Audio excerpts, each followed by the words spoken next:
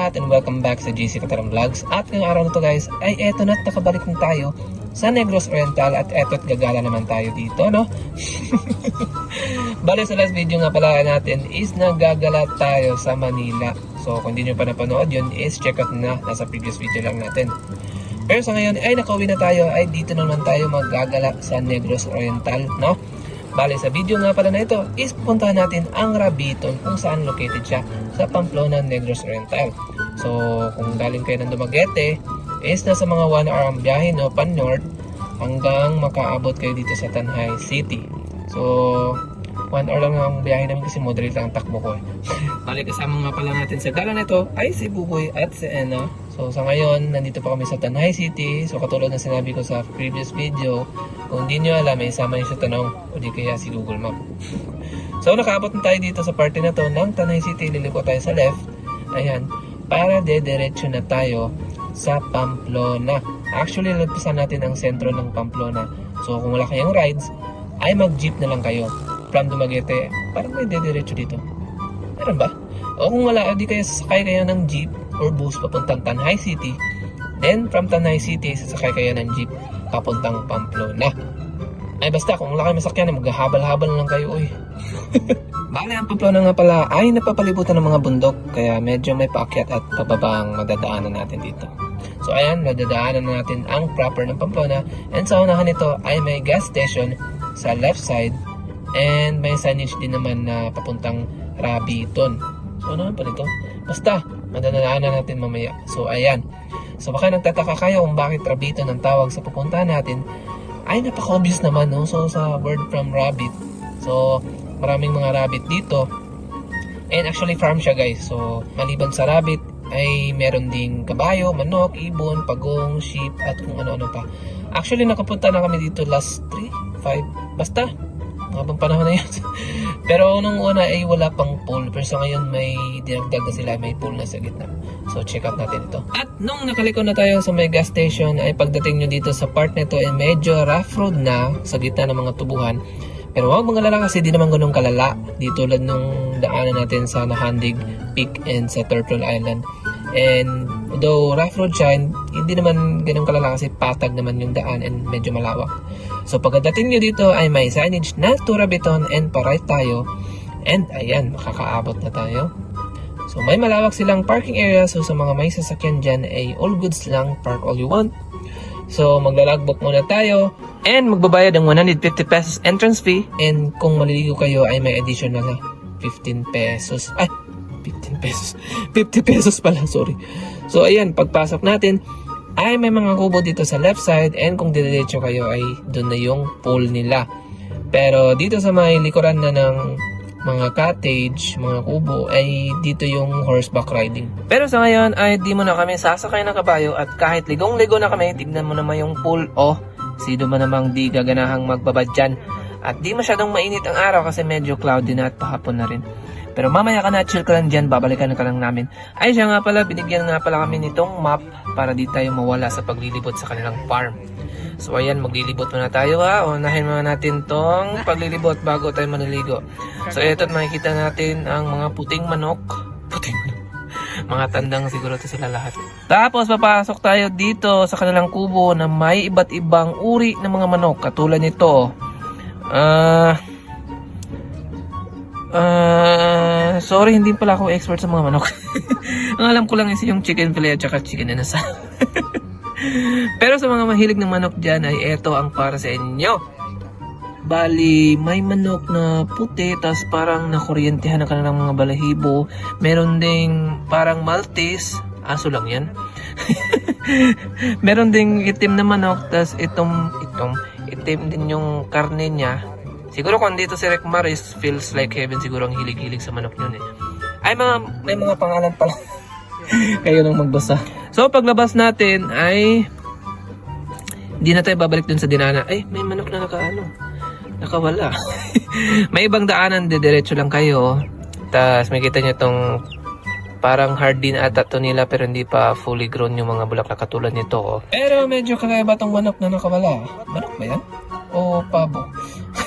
Parang sisiw yung tunog niya eh. Ay basta sa unahan nito ay maabutan natin ang mga sulcata. Tama ba? Basta yung mga pagong na malalaki, ayan o, yan. Sulcata nga pala, may nakalagay pala. Hindi ko na binasa. At andun pa sa unahan. Medyo mabilis sila maglakad ah. Ganito ba talaga sila? Kasi may pagong din ako sa bahay kaso may hiyayan hindi ganito. Yung Asian box turtle nga ba tawag ito?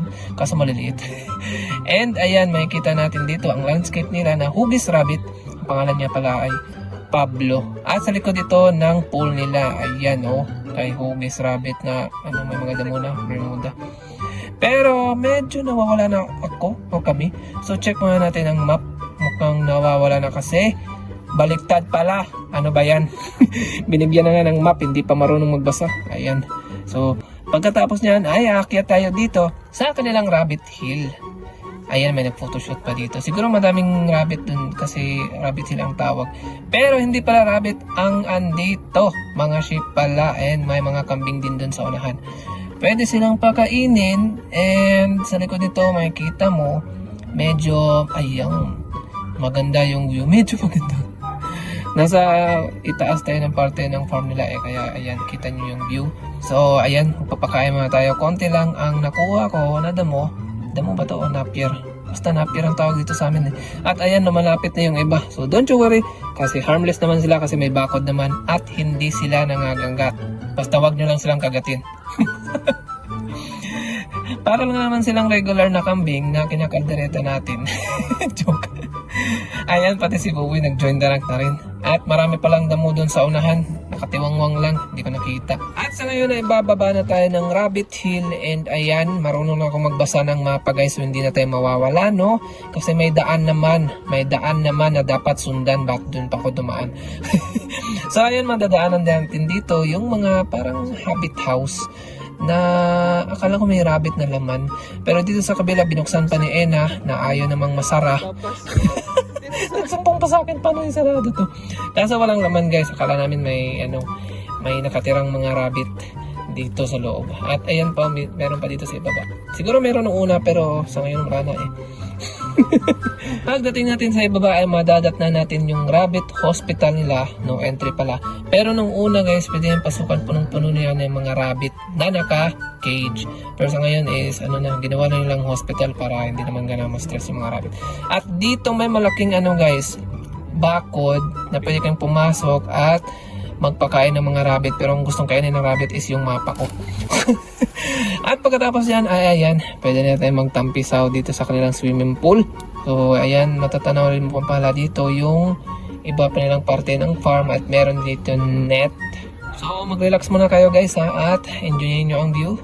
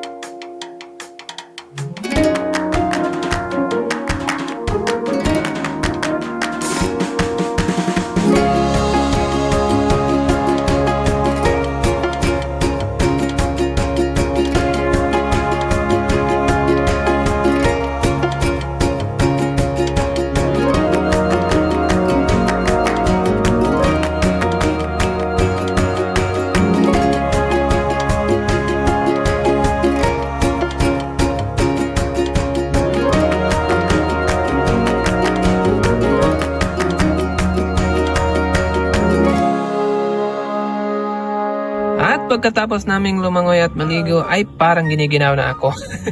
And nagbabalak pa na kaming sumakay ng kabayo, kaso nga lang parang gagabihin na kami sa biyahe, parang wala din kaming pambayad. Akala namin libre yung horseback riding.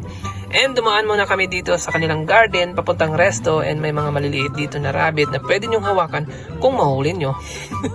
At sa ngayon ay hanggang dito muna ang ating vlog tungkol dito sa rabbiton, and abang-abangan sa susunod na video is gagala naman tayo sa ilang parte ng Negros Oriental.